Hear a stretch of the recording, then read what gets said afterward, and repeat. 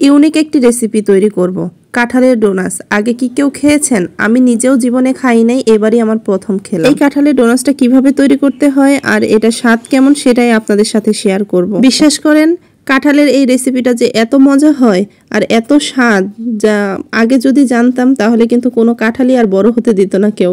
দেখুন, আমি কেটে সুন্দর করে গোল গোল করে কেটে উপরে চোচাটা ফেলে দিয়েছি, আর মাঝে যে অংশ সেটা আমি ফেলে দিব। কাঁঠালটা কিন্তু প্রসেসিং করতে একটু সময় লাগে, যেটা স্বাদ বেশি সেটা কিন্তু একটু কষ্ট করে হলেও প্রসেসিং করে নিতে হয়। যেরকম ছোট মাছ কিন্তু খেতে কিন্তু অনেক মজা, কিন্তু এটা কাটতে কিন্তু অনেক কষ্ট হয়। ফেসবুকে আমি এই ভিডিওটা প্রথম দেখেছি। যে এই ভিডিওটা আবিষ্কার করেছে তাকে আসলে নোবেল পুরস্কার দেওয়া উচিত, কারণ এটা খেতে যে এত মজা তা আমি আগে জানতাম না। দেখুন, ডোনাটসগুলো খুব সুন্দরভাবে কেটে ধুয়ে পরিষ্কার করে নিয়েছি। এবার এগুলো আমি নুন আর হলুদ দিয়ে এটা সিদ্ধ করে নেব। খুব বেশি সময় সিদ্ধ করার দরকার নেই, 5-6 মিনিট সিদ্ধ করলেই হয়ে যাবে, কারণ আমরা এটা যেহেতু আবার পরে তেলে ভাজবো, যার কারণে এটা 5-6 মিনিট সিদ্ধ করলেই হয়ে যাবে। দেখুন, আমি সিদ্ধ করে নিয়েছি। এবার একটা একটা করে উঠিয়ে নিচ্ছি। আমি এটা ডোনাটস বলছি কেন, এটা কিন্তু অনেকটা ডোনাটসের মতোই, আর বাচ্চাদের এটা খুব আকর্ষণ করবে।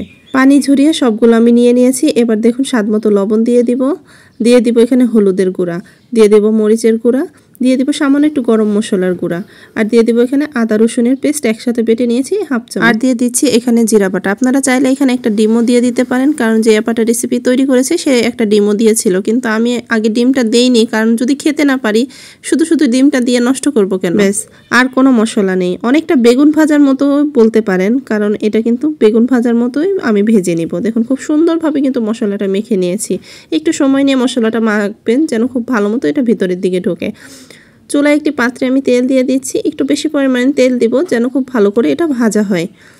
আমার চ্যানেলে নতুন হয়ে থাকলে অবশ্যই ভিডিওটি দেখে লাইক, কমেন্ট, শেয়ার ও সাবস্ক্রাইব করে আমাদের সাথেই থাকবেন, আর ফেসবুক থেকে দেখলে অবশ্যই ফলো দিতে ভুলবেন না। কাঁঠালের সাইজটা ছোট, যার কারণে একবারেই আমি সবগুলো ভেজে নিচ্ছি, আর খুব সুন্দরভাবে কিন্তু এটা পাতিলে এঁটে গেছে। আর আপনাদের যদি 2বারে ভাজতে হয় তাহলে 2বারে ভেজে নেবেন। দেখেন, এক পাশ হয়ে গেলে এটা উল্টিয়ে দিতে হবে আরেক পাশ।